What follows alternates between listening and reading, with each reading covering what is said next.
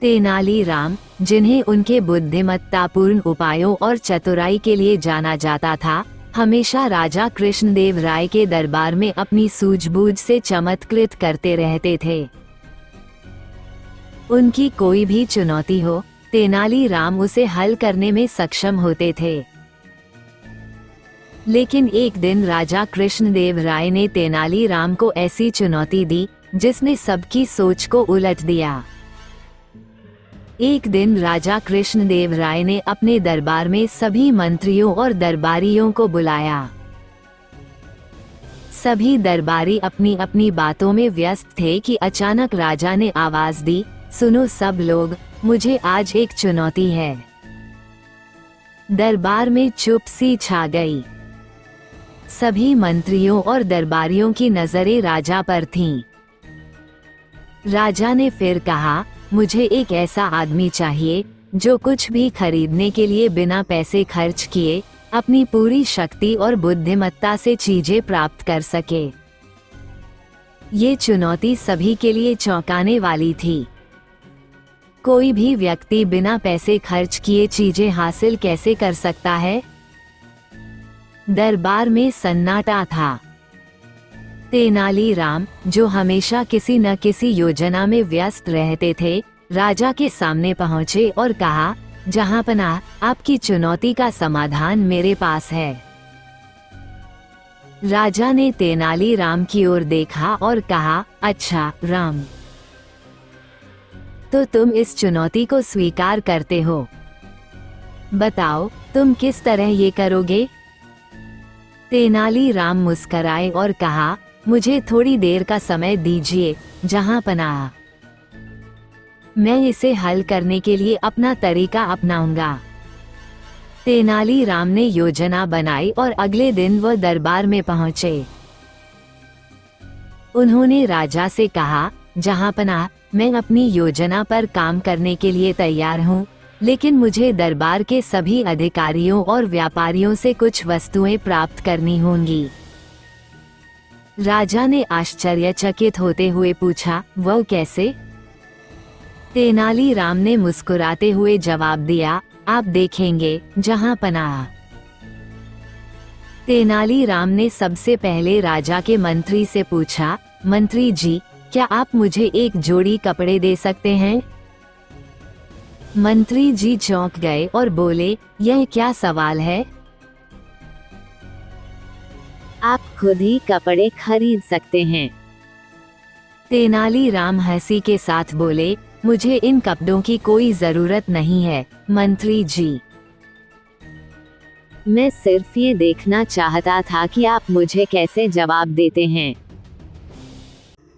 अब तेनालीराम व्यापारी के पास गए। उन्होंने व्यापारी से कहा, क्या आप मुझे एक बर्तन दे सकते हैं?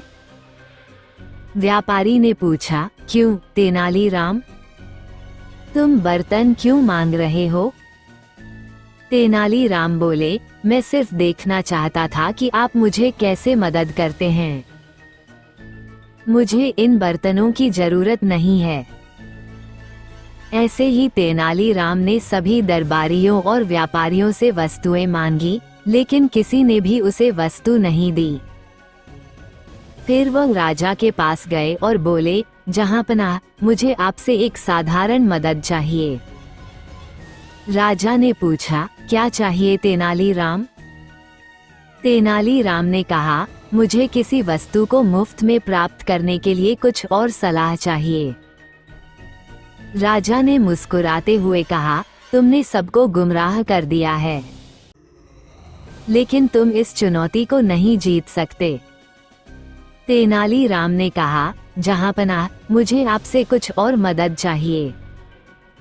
राजा ने कहा, क्या तेनालीराम? तेनालीराम ने एक गहरी सांस ली और कहा, मुझे राजा के नाम से एक पत्र चाहिए जिसमें लिखा हो कि मैंने जो भी मांगी वह मुझे मुफ्त में दी जाए। राजा ने ताज्जुब होते हुए कहा, तो तुम चाहते हो कि मैं तुम्हें ये पत्र दूं और तुम वही वस्तुएं मुफ्त में ले लोगे? तेनालीराम हंसी के साथ बोले, हाँ जहांपनाह, यही है मेरी योजना। राजा ने सोचा, तेनालीराम, तुम एक अद्भुत व्यक्ति हो। तुमने बिना किसी पैसे खर्च किए ये काम किया। मैं तुम्हारी सूझबूझ को सलाम करता हूँ। राजा ने तेनालीराम को वह पत्र दिया और उसने घोषणा की, जो भी वस्तु तेनालीराम मांगे वह उसे मुफ्त में दी जाए। तेनालीराम ने राजा से पत्र लेकर शहर के सबसे बड़े व्यापारी के पास गए। व्यापारी ने तेनालीराम को देखा और पूछा, क्या बात है तेनालीराम? तेनालीराम ने मुस्कुराते हुए कहा, मुझे राजा की ओर से यह पत्र मिला है जिसमें लिखा है कि मुझे आपसे जो भी चाहिए वह मुफ्त में मिल जाएगा। व्यापारी चौंक गए, लेकिन उन्होंने पत्र को देखा और कहा, ठीक है तेनालीराम, जो भी तुम्हें चाहिए वह तुम्हारा है। तेनालीराम ने व्यापारी से गहने, कपड़े, बर्तन और बहुत सारी वस्तुएं ली। व्यापारी ने उन्हें बिना किसी शुल्क के सब कुछ दे दिया, क्योंकि राजा के पत्र में यही लिखा था। जब तेनालीराम सभी वस्तुएं लेकर राजा के पास लौटे तो राजा आश्चर्यचकित हो गए। तेनालीराम ने राजा के सामने सब चीजें रख दी। राजा ने पूछा, ये सब कैसे हुआ तेनालीराम? तेनालीराम ने कहा, जहांपनाह, मैंने आपकी चुनौती को इस तरह पूरा किया। मैंने सबको यह विश्वास दिलाया कि वो मुझे बिना पैसे के चीजें दे सकते हैं, क्योंकि आपके पत्र के कारण वे सभी वस्तुएं मुफ्त में दी गईं। राजा ने हंसी के साथ कहा, तेनालीराम, तुमने मुझे सही जवाब दिया। तुमने ये साबित कर दिया कि चतुराई और सूझबूझ से किसी भी चुनौती को हल किया जा सकता है। ये कहानी हमें ये सिखाती है कि किसी भी चुनौती का हल केवल बुद्धिमत्ता और सूझबूझ से ही संभव है। पैसे और शक्ति से परे सच्ची सफलता उन लोगों को मिलती है जो परिस्थितियों के अनुसार अपनी चतुराई का उपयोग करते हैं। तेनालीराम की तरह हमें भी अपनी सूझबूझ और विवेक से कठिन समस्याओं का समाधान ढूंढना चाहिए।